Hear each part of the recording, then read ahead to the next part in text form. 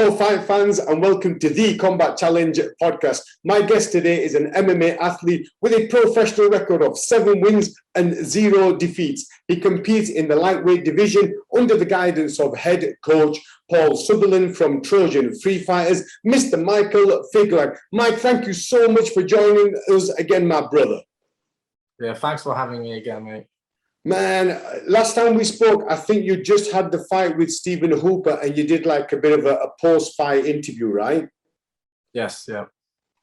And was that on I think that was Cagewarriors, was it 119, 120? I can't remember which one it was. To be honest, I get lost in the numbers because I fought 5 times over the last 15 months.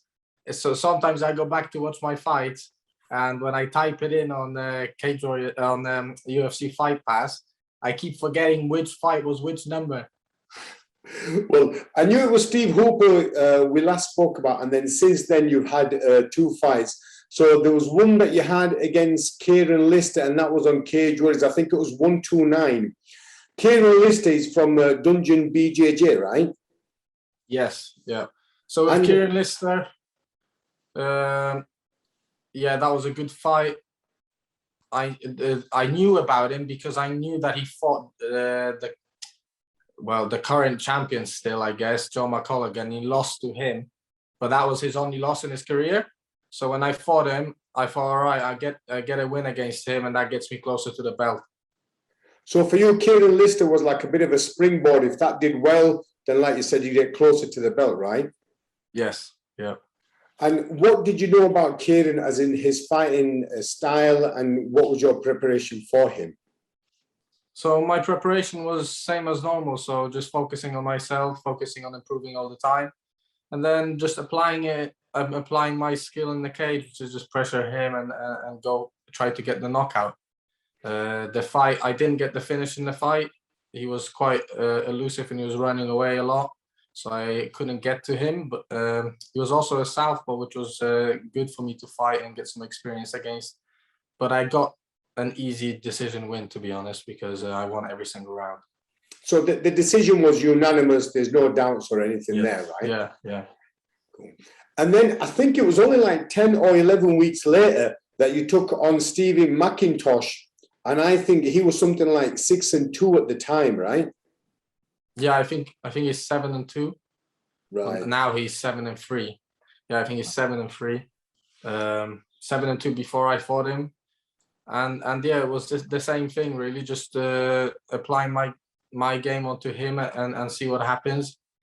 We kind of expected him to be running away as well, so he was similar to Kieren Lister as well. So he would, I could put him against the cage quite easily, but then he would try to run away. Then I would cut him off and basically put some combinations on him, and that's exactly what happened in the fight. Now you mentioned Kieren Lister, that was a bit of a springboard to get up to the next level with the eye on the championship belt. Was that a similar mindset when you fought Stevie? Yeah, it was just keep getting the wins. I know that if I keep winning, I'm gonna get that title eventually. They won't be able to refuse me really. So I just thought, all right, get another win, and that's it. And then I fought this one. To be honest, I thought, all right, I beat Kieren Lister.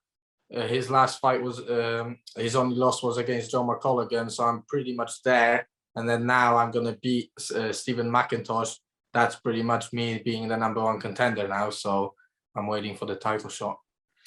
And when it comes to Stevie McKintosh, can you talk us through the fight? Yeah, so the fight, I just kept pressure on him, kept trying to get the finish, trying to come in with some powerful strikes. But what surprised me was that he was just kept moving, like literally not taking the fight with me. He was just moving around a lot, and sometimes I'd be just waiting for him to come in and attack me, but he wouldn't do it. So I just kept the pressure on him. I got close to finishing him once or twice, but he's a good fighter as well. So he was quite durable and he survived. But like similar with Kieren Lister, I beat him in every single round.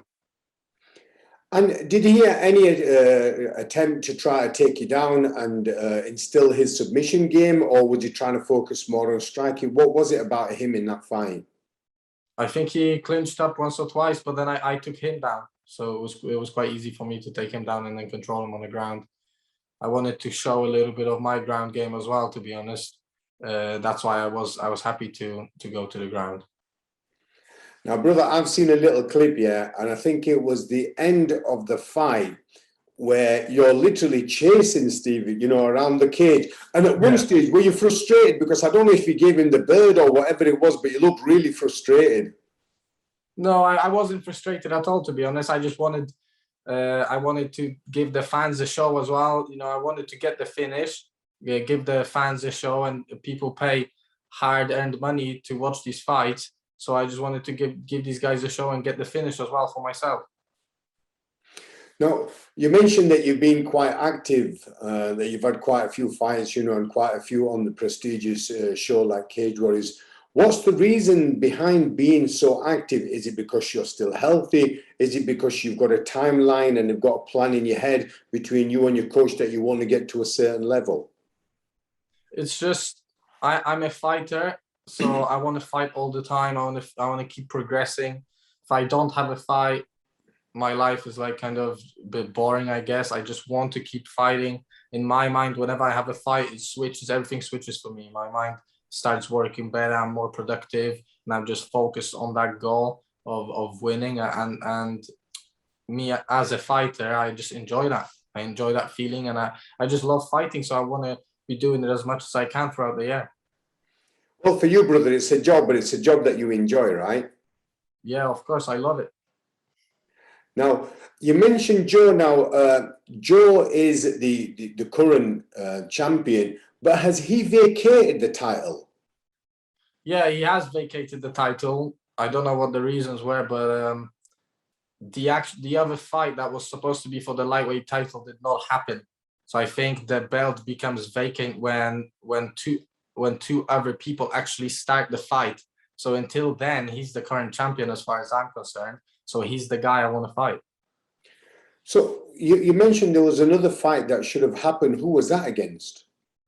That was the two other guys from the lightweight division. At the last event, they was gonna fight for the belt, but one of them had COVID. So yeah, that's what happened in that fight. But as far as I'm concerned, Joe McCulloughan is the current champion, and I'm the best in the division, so I shouldn't be fighting him. So the two that were due to fight on the last one, and one unfortunately got COVID, is the other one kind of saying, look, I'm next in line for the title, or not? I'm not sure what's happening with that, to be honest. That it's all behind the scenes, really, and I haven't seen no interviews or anything like that, so I'm not sure what's happening with that. Okay. And moving forward to 2022, which we're just in, what plans have you got? Have you kind of got a schedule of when you'd like to fight next? Yeah, I want to fight us. I probably won't fight in March because I have certain training plans that I have to get through, and then I'm gonna fight on the show after, and then from then on, if there's a show every month, I'll fight every month. I want to get those fights in, get the title, and then go to the UFC. Okay, because I think last year there was a few people that used Cagewarriors again as a springboard to get onto the UFC. You know, because Cagewarriors is seen like a bit of a feeder show, right, into the UFC. Yeah, it seems to be that once you become the Cagewarriors champion and you defend the title a couple times, the UFC kind of watches you, and then they'll probably sign you. Well, it's interesting you say that, because last year I did an interview with Paul Rimmer, you know, from Next Generation MMA in Liverpool. And one of the things he mentioned to me was people need to realize that, you know, once they go on Cagewarriors, if they want to get onto the UFC, Cagewarriors is a really good platform to be on. Is that a similar mindset that yourself and your coaches have got as well?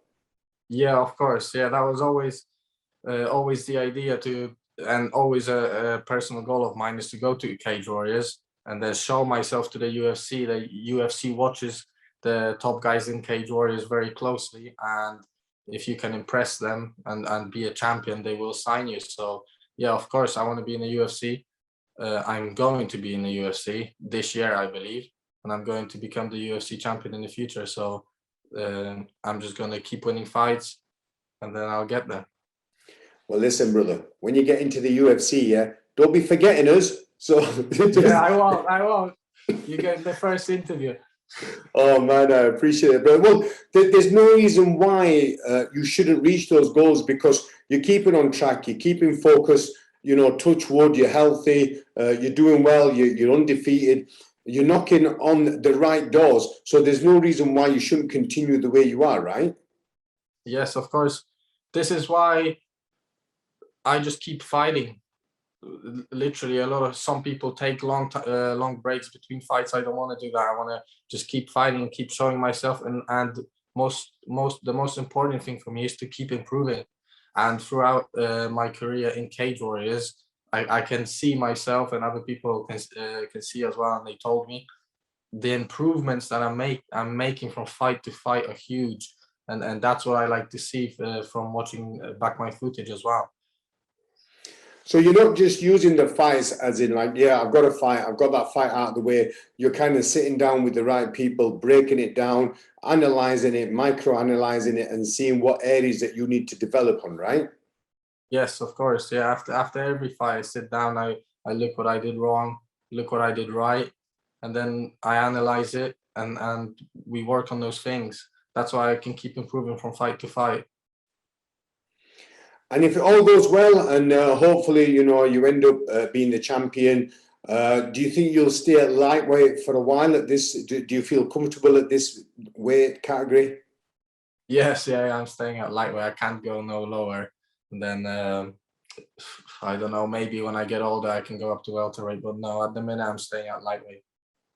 And what weight does your brother compete at? So he's one above me, so welterweight. Oh, that would be interesting, brother. You know? Yeah. Nah, if he moves up to middleweight, that's when I'll move up to welterweight. Yeah, for sure, man. And you both have been with Paul Sutherland for many years, haven't you, brother? Yes, for 8 years, I believe now. Well, since the beginning, really. So yeah, since the beginning, I've been training for 10 years. So I would say 9 years I have been with Paul because I did a year at Hereford before when I was 15. And then since I joined with Trojan, which was 9 years ago, I believe, I've been with Paul all along. Now, I don't know if it was you or your brother that would tell me the story about transport and how to get to the gym and how much sacrifice you had to do to get there. Was it yourself or your brother that would tell me that story? I think it was my brother. Yeah, I think it was on about like trying to get saving the money to get the transport sorted out to be able to go and train. But, you know, you guys... Yeah, it was to, Matt had to get a driving license, basically. And then he would have to save up to get the car when he was 16. Well, he was 17, I think. And then, yeah, we went from there, really. As soon as we got this transport, we started going to Trojan. And it's crazy, brother. You've kept that focus all the way, haven't you? Yeah, I just sacrificed everything. I call it a sacrifice, but for me, it's not anymore because I know that I'm doing the right things, and now I live this lifestyle, and I love it.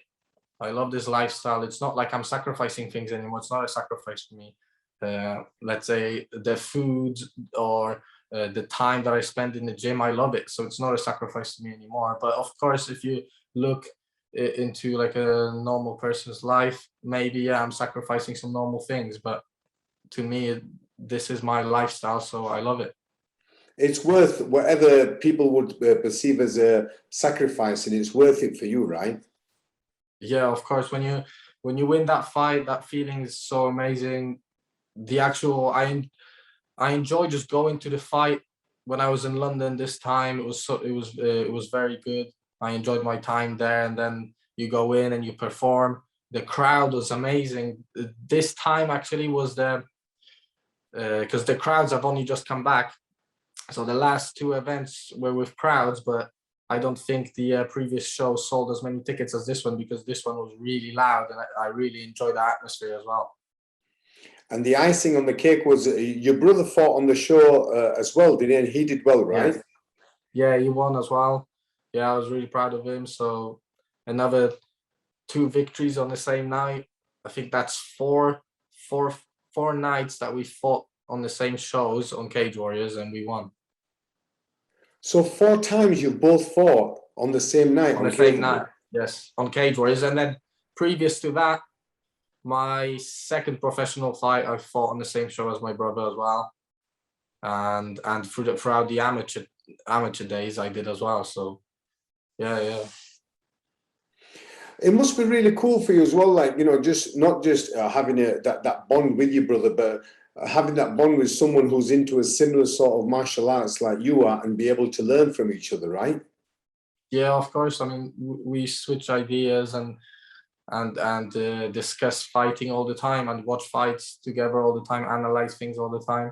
I'll tell you what the story was when so obviously they put me on prelims, and they put Matt on the main card most of the time, because they have to split us up, because I warm my brother up and then he warms me up and stuff like that. We do a warm up together.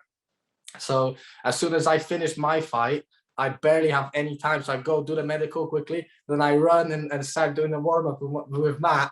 And he's basically there. I'm trying to just be as good as I can. He's throwing me around, and I'm like, I got some small aches and things like that from the fight. But I just go in as quick as I can, and then he walks out to his fight. So I don't celebrate or nothing. It's just literally straight away we go into his fight, and then after we both win, that's when we can relax and celebrate. You see, some people would struggle with that, you know, not just, you know, the fighters, but also the coach. But it seems to work for you guys, right? It's all about mindset, really. It's, you know, you can take it as you want. If you make it in your mind that it's this big thing, or that it puts extra pressure on you, do put extra pressure on me. I love it. Whenever I'm under pressure doing anything, I perform better. So if there is more pressure, I just do better. So I don't really I don't make it too big in my mind as well. This is my job. I love fighting. Matt loves fighting, and then we support each other in that, and then we go out there and win. And Brother Mike, are you in a privileged position now where you don't have to work full time and you compete full time, rather than spending your time competing, training, and then having to work as well? No, I compete full time. I compete full time. I train full time, but I also do some coaching and things like that to make extra income. Yeah, but that's different, eh, bro? That's still, you're still around martial arts. It'd be different, say, if you were, I don't know, bricklayer, and you had to work on a building site all day and then go and train. That'd be difficult, right?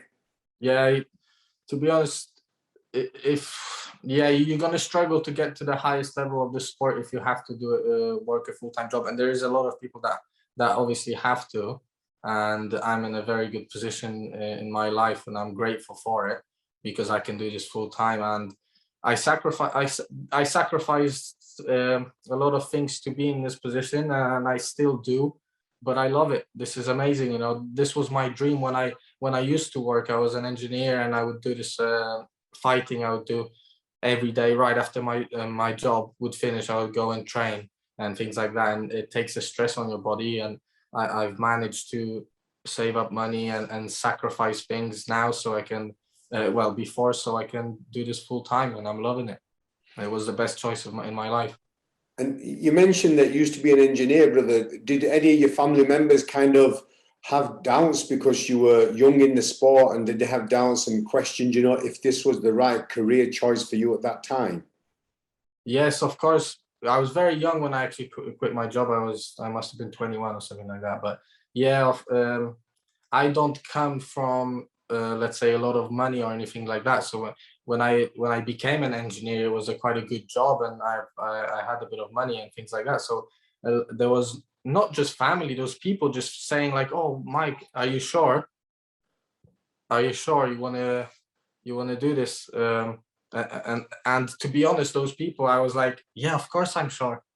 I would at my work, I would look around and go, I am not doing this for the rest of my life. I am gonna quit this job as soon as I can, and I'm gonna. And it wasn't a bad job or anything, but and trust me, it was a good job and things like that. But I knew that I'm gonna be a champion. I'm gonna be the best in the world, and I knew what sacrifices I had to make to do that, and I quit my job, and I was happy the day I did it. I was so happy. And I want to wish everyone to feel that and also to be able to do that, especially MMA fighters, because it's amazing. It must be a cool position to be in, brother. Yeah, it is. But yeah, with the people who doubted the decision or something, I'm not focused. I'm never focused on the negative. So I was just a positive mindset and go straight ahead with it. And I was young, so I could do it. Good on you, man. Well, listen, Mike, once you get your next fight announced, you got to come on and we're going to talk about that, brother. Okay. Yeah. Yes. And thank you so much for once again taking time out of your training to come and speak to us. And I look forward to having you on the next podcast, my brother. Nice one. Thank you very much for the interview. Take care, my friend. See you later. Have a good one.